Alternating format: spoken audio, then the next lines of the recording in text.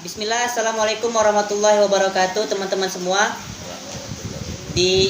Pada kali ini YouTube saya agak berbeda karena saya bikin podcast untuk memenuhi tugas mata kuliah komunikasi pendidikan yang diampu oleh dosen pengampu Ibu Afna Fitriasari.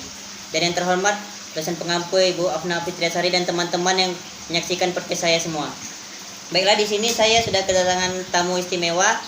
Beliau juga lulusan dari STEN Sultan Abdurrahman, Fadilatul Ustadz Sugianto. Nah, Ustadz dulu lulusan STEN tahun berapa tuh Ustadz? 2015 ya udah salah. 2015 ya? Angkatan kedua. Ya. Itu jurusan apa Ustadz kalau boleh tahu? Ilmu Al-Quran dan Tafsir. Oh, IAT ya. Kalau sapaannya di STEN tuh IAT, Ilmu Al-Quran dan Tafsir. Nah, Ustadz, yang ingin saya tanyakan karena saya tertarik dengan Taman Pendidikan Al-Quran ini, kapan berdirinya nih Ustadz? Yang Al-Quran ini awal bulan Agustus 2020. Oh, 2020 ya Ustadz. Ini dari komunitas Ustadz kan, Kompak tadi. Itu Ustadz foundernya? Ya, Kompak, terus ada Gang Quran dan ada Yayasan Pusat Hijrah Indonesia. Kalau Kompak itu di sini juga Ustadz ini Ya, basisnya? benar. Di sini juga ya? Pengajiannya di sini.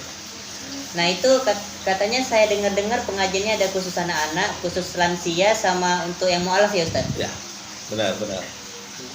Kalau boleh tahu santri ya bahasanya, di sini ada berapa santri nih Ustadz? Kalau untuk yang anak-anak itu sekitar 40-an santrinya.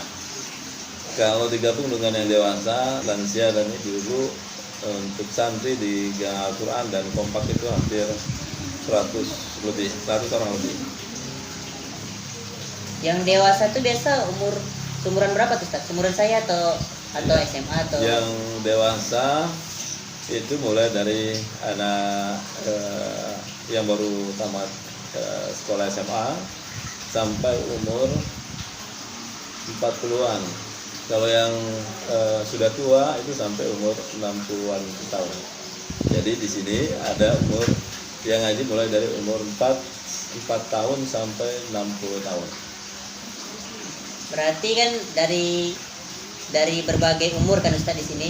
Itu hari apa aja tuh Ustadz, dari jam berapa hingga jam berapa? Apakah digabung semuanya gitu atau Ustadz berikan jadwal kajian gitu? Misalnya hari ini jam sekian khusus untuk lansia, yang habis maghrib khusus anak-anak, dan yang untuk baru mualaf gitu Ustadz. Gimana tuh Ustadz itu? Baik.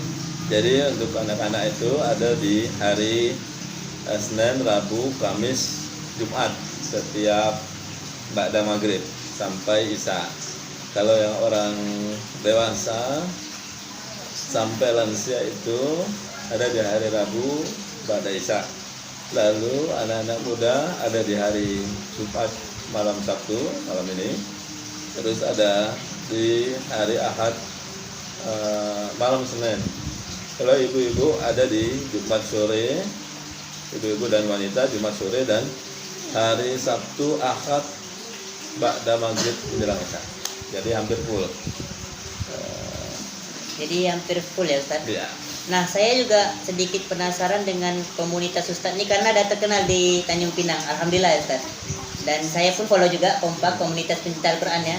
Nah, kalau boleh tahu Ustadz, itu tujuan dari komunitas tersebut apa Ustadz? Atau adakah ini program kerjanya apa, biar dari teman-teman saya yang ya paham lah Ustadz, kan anak muda ini kadang-kadang lebih banyak jauh dari Al-Quran, biar mereka tertarik dengan Al-Quran sehingga mereka menjadi generasi Qurani. Itu kira-kira dengan komunitas ini kan bisa menjadi wadah bagi kita untuk memahami Al-Quran sebagaimana kata Rasulullah, sebaik-baiknya seseorang itu yang belajar Al-Quran dan mengajarkannya ya kan Ustadz, hadisnya. Ya. Baik, jadi Kompak dan Al-Quran ini salah satu tempat pembelajaran Al-Quran di Kota Tanjung Pinang. Cuma memang sedikit berbeda. Kalau Kompak itu segmennya memang anak-anak muda yang ingin belajar Al-Quran dengan mudah sesuai dengan tingkatan umur. Jadi Kompak itu bertujuan untuk membumikan Al-Quran di dada-dada anak muda Kota Tanjung Pinang. Karena kita tahu banyak anak Tanjung Pinang itu yang ternyata belum bisa baca Al-Quran. Ada yang bisa tapi belum sempurna membaca Al-Quran. Jadi mereka butuh tempat yang nyaman untuk belajar Al-Quran. Nah, kita mencoba menghadirkan kompak ini di Kota Tanjung Pinang untuk membuat anak-anak muda Kota Tanjung Pinang itu merasa nyaman belajar Al-Quran dengan metode yang sangat mudah dan sesuai dengan kriteria umur. Lalu kompak bukan hanya khusus untuk belajar Al-Quran saja, tapi mereka juga menuangkan ide-ide di dalam kompak ini. Lalu mereka bertugas ketika mereka sudah belajar Al-Quran, bertugas untuk mengajarkannya lagi, menyebar. Iya. Nah, seperti itu. Jadi seperti tadi hadis yang dibacakan, khairukum man ta'allama al-Qur'an wa 'allamahu, itu belajar dan mengajar. Sebaik-baik kita adalah belajar dan mengajar, bukan hanya belajar, tapi belajar dan mengajar. Jadi kita mencoba di kompak menularkan semangat dari yang anak muda sampai yang sudah tua, bukan hanya belajar tapi mengajarkan juga. Jadi semangat untuk menebarkan Al-Quran ini tidak putus, terus menerus. Anak-anak muda itu terus menerus. Jadi tidak ada katamnya mengajar Al-Quran. Al-Quran itu sampai kita mati terus kita baca dan kita amalkan. Jadi tidak ada katamnya Al-Quran ini. Masya Allah. Nah, berarti tujuan gang Quran ini dengan kompak itu sama ya Ustaz? Sama ya. Nah, kalau boleh tahu nih Ustaz, insya Allah kalau saya lulus saya kepengen juga bikin kayak gini. Siapa yang tertarik bikin kayak gini, memberikan manfaat bagi masyarakat Ustaz? Nah, yang ingin saya tanyakan, kalau Ustaz boleh memberitahu kurikulumnya di sini itu gimana Ustaz? Gitu. Jadi untuk metode pembelajaran kurikulumnya itu sebenarnya sederhana. Kita memakai metode pelajaran itu dengan metode WAFA.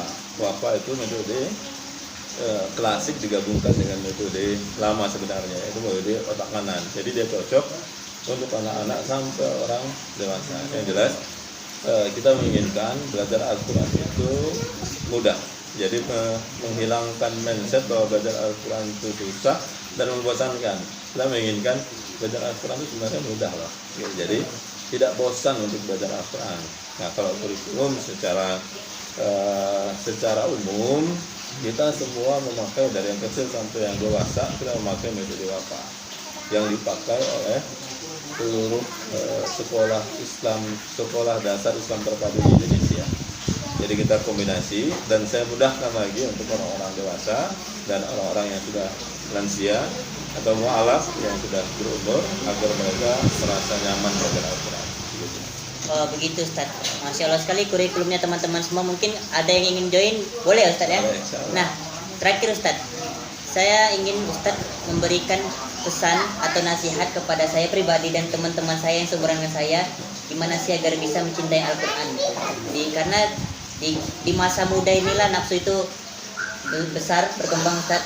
Jadi bagaimana cara agar kami yang masih syabab ini mencintai Al-Quran Ustaz? Baik, teman-teman sekalian, anak-anak muda dimanapun teman-teman berada, ya. Jadi Al-Quran itu adalah salah satu obat sebenarnya. Nah, ketika obat itu kita yakini bisa menyembuhkan segala penyakit, maka tentunya Al-Quran ini merupakan obat untuk segala penyakit yang ada di dalam diri kita. Terutama yang dalam data kunci Al-Quran itu adalah as-syifa. Kunci Al-Quran itu adalah obat. Jadi anak-anak muda harusnya semangat untuk belajar Al-Quran karena tujuannya adalah satu, kepada Allah Subhanahu Wa Taala. Dan masa-masa muda kita ini akan dipertanyakan oleh Allah Subhanahu Wa Taala untuk apa dihabiskan, kemana kita. Nah, yang saya ingin tegaskan, Al-Quran itu adalah kunci sukses kita dunia dan akhirat. Kunci sukses. Kalau teman-teman mau sukses, maka nggak boleh jauh-jauh daripada Al-Quran. Kata Allah Subhanahu Wa Taala, wattaqullah wa yu'allimukumullah. Bertakwalah, maka Allah akan pintarkan kita. Allah akan berikan kita ilmu. Jadi Al-Quran itu adalah sumber inspirasi atau sumber ilmu yang Allah berikan kepada kita semua. Nah, kalau ingin sukses dunia dan akhirat, jangan jauh-jauh dari Al-Quran. Mungkin banyak orang yang sukses, tapi dunia saja, tapi akhiratnya tidak. Maka kita nggak mau sukses itu timpang. Harus ada dunia dan akhirat. Nah, kunci sukses dunia dan akhirat itu kita nggak boleh jauh-jauh daripada Al-Quran, karena di Al-Quran semua yang kita ingin ketahui pasti dijawab sama Allah Subhanahu Wa Taala. Jadi anak-anak muda, ibadah itu, mencintai itu yang paling enak, yang pertama adalah cinta kita paksakan pada sesuatu. Maka insya Allah dari paksaan itu akan timbul kebiasaan, dari kebiasaan akan timbul keikhlasan. Maka nanti tingkatan terakhir adalah yang kita lakukan itu hanya untuk menggapai ridha Allah Subhanahu Wa Taala.